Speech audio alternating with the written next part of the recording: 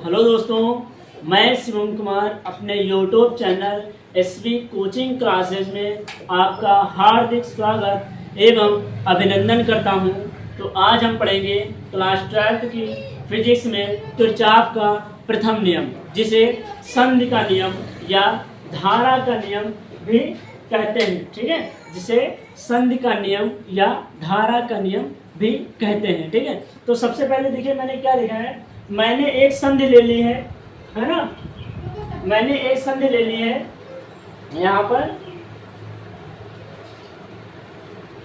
हाँ, मैंने एक संधि ओ ले ली है। अब यहाँ पर देखिए, यहाँ पर कुछ धाराएं संधि की ओर आ रही हैं। तो जो धाराएं संधि की ओर आती हैं वो हमेशा प्लस में ली जाती हैं, मीन्स धनात्मक में। और जो धाराएं संधि से दूर जा रही है, तो देखिए I3, I4 और I5 संधि से दूर जा रही है, तो इन धाराओं का जो योग होगा वो माइनस में लिया जाता है।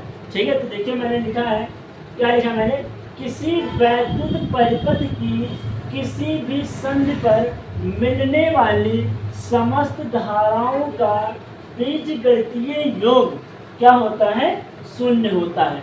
ठीक है, मतलब ये बताएगा कि ये जो धाराएं हैं, इन सभी धाराओं का जो योग होता है वो 0 के बराबर होता है। तो अब जो माइनस वाली धाराएं हैं वो आप अपोजिट के उस साइड लाई जाएंगी, तो जो आने वाली धाराएं हैं और जो दूर जाने वाली धाराओं का योग होता है वो आपस में बराबर हो जाएगा। तो देखिए लिखा है मैंने, सिग्मा I बराबर 0 हो गया, ये बीजगणितीय योग शून्य हो जाता है।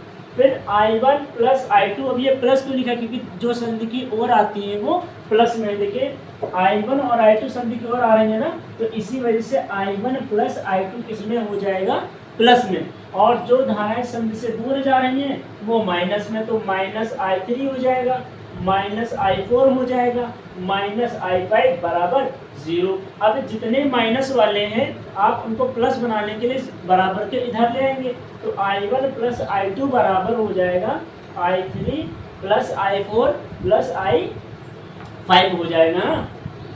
ठीक है, अब इसीलिए मैंने लिखा है कि अर्थात संधि की ओर आने वाली धाराओं का धाराओं का जो योग होता है वो संधि से दूर जाने वाली धाराओं के योग के बराबर होती है। यही देखिए यहाँ पे लिखा है, ये संधि की ओर आ रही है और ये संधि से दूर जा रही है, तो इन दोनों का जो योग क्या है, देखिए बराबर है ना, तो बराबर हो गया। फिर क्या है, इसे धारा का नियम भी कहते हैं। मोस्ट इंपॉर्टेंट है कि किरचॉफ का प्रथम नियम को और किस नाम से जाना जाता है, तो धारा का नियम या फिर संधि का नियम है।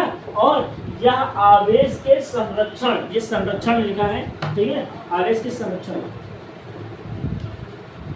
क्या हो जाएगा, आवेश के संरक्षण। अब ठीक है ना, तो यह आवेश के संरक्षण को व्यक्त करता है। एक नंबर में पूछ लेता है कि किरचॉफ का प्रथम नियम किसको व्यक्त करता है, तो ऑप्शन में दिया होगा ऊर्जा संरक्षण, आवेश संरक्षण या और कोई दे देगा, और जो आपको दे देगा लास्ट में से कोई नहीं। तो आपको याद रखना है, किरचॉफ का प्रथम नियम आवेश के संरक्षण को व्यक्त करता है और किरचॉफ का द्वितीय नियम ऊर्जा के संरक्षण को व्यक्त करता है। ठीक है, मीन्स उसे वोल्टा का नियम कहते हैं और वो ऊर्जा के संरक्षण को व्यक्त करता है। ठीक है, तो उम्मीद करते हैं कि आपको किरचॉफ का प्रथम नियम समझ में आया होगा। और अगर आपको समझ में आया है तो आप इस वीडियो को और इस चैनल को ज़्यादा से ज़्यादा लोगों तक लाइक करें, शेयर करें और सब्सक्राइब करें। और उम्मीद करते हैं कि आप अपनी पढ़ाई बहुत ही अच्छे तरीके से कर रहे होंगे।